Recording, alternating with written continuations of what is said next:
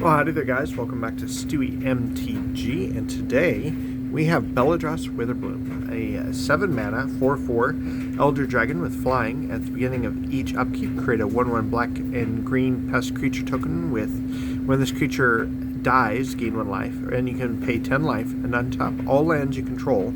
Activate only once each turn. Once again, don't mind the laundry in the background and me slurping my coffee.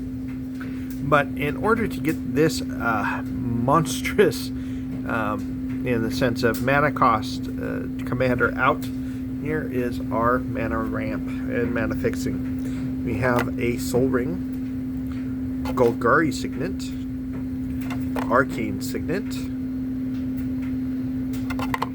Golgari Locket, Commander Sphere, a couple mana dorks in Leyline Prowler, Birds of Paradise, and lastly, Deathcap Cultivator. That is our ramp. Let's take a look at our card draw. One in the form of an artifact, because we are going to be creating a bunch of tokens. It's 2 mana to draw a card basically every turn. Sounds awesome to me. And since we have a bunch of tokens that we can sacrifice for other things, we have things like Village Rites, and some milling to get stuff in the graveyard. We'll see that especially in our creature selection later. We've got Grapple with Past, Mulch, we've got Life's Legacy, Commune with the Gods, sacrificing more things again with things like Nasty End, Grizzly Salvage, Victimize, get stuff out of the graveyard, and then I'm trying this out.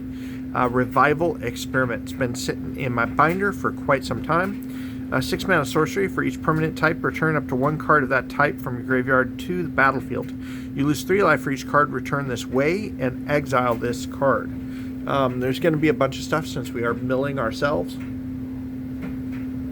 to buff up some of our creatures and to be able to get out what we need when we can. Speaking of the pest theme, there aren't many pest cards, as we have seen previously with the Inklings, but there is Hunt for Specimens,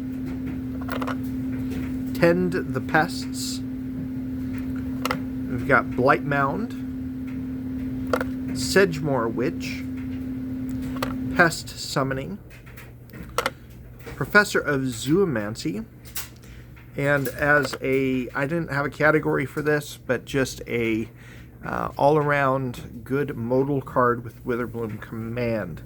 Let's actually take a look at our enchantments that help us do what we want to do. We've got Uvenwald Mysteries. We're going to be having our pests and other creatures dying, so it doesn't hurt to investigate, and you get some soldier tokens out of it. We have got Death Ritual in order to draw cards.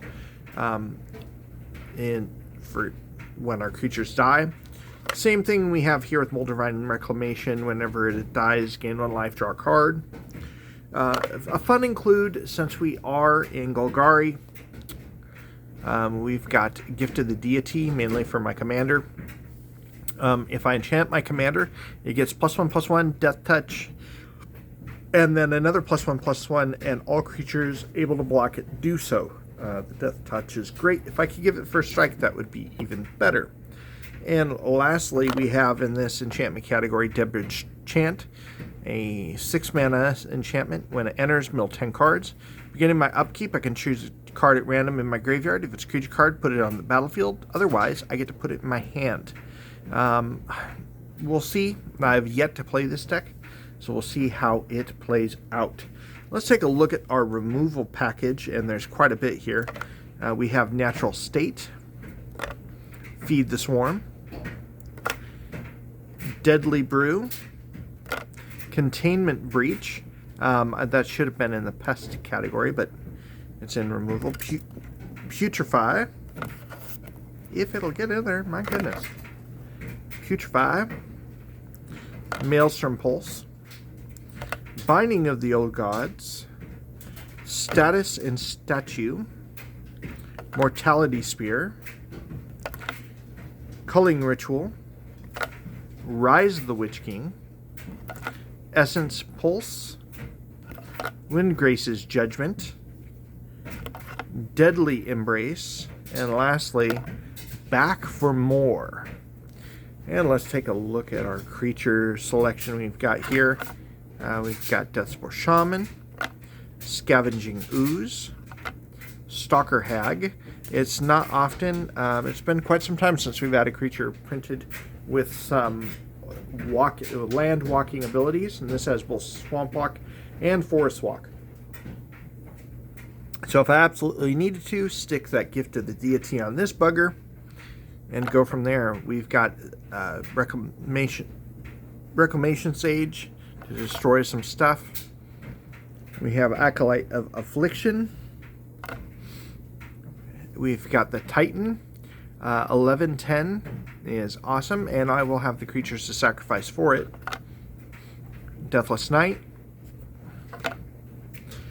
We've got a Crypt Gas, mainly to boost our black mana production, because a lot of the stuff in here is expensive to cast.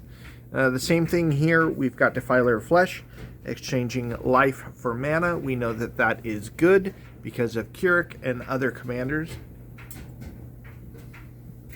Next up, we have Shadow Heart Dark Justicar.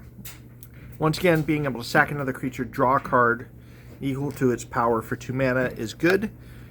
Because a bunch of stuff is going to the graveyard and I might want it, Timeless Witness is an excellent inclusion. We have Deity of Scars. We'll see how it works. It was sitting in the binder looking lonely, so I included it. We have Bellowing Mauler. I'm going to have creatures in order to sacrifice.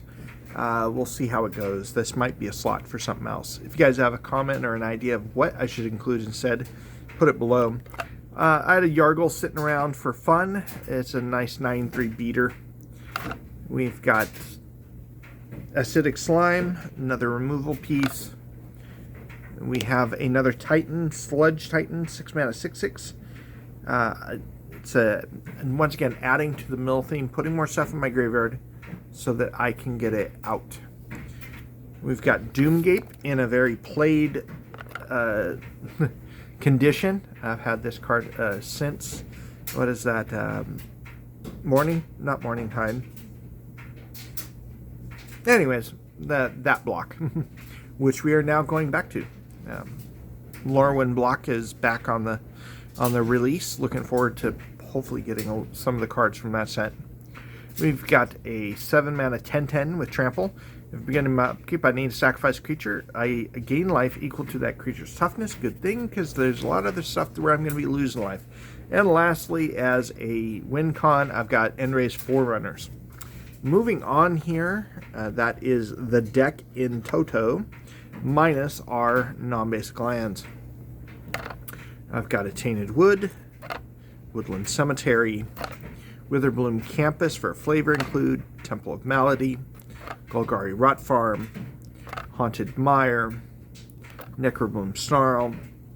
Once again, I included an Exotic Orchard. I'm trying them out in my decks to see if they really help, especially in 2 colors and above.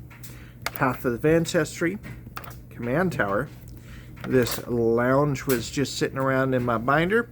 We've got ourselves a Fertile Thicket to help card filter, and a Cycle Land in Desert of the Glorified. Anyways, this has been my other Elder Dragon deck from Strixhaven. I apologize. Let me know what you guys think. I have a grip of basic lands. As I mentioned in my previous videos, I'm really trying to get back to more than 50% basic lands in my decks. I've been finding that my decks have been running smoother with more basic lands than non-basic lands, especially in my 2 and 3 color decks.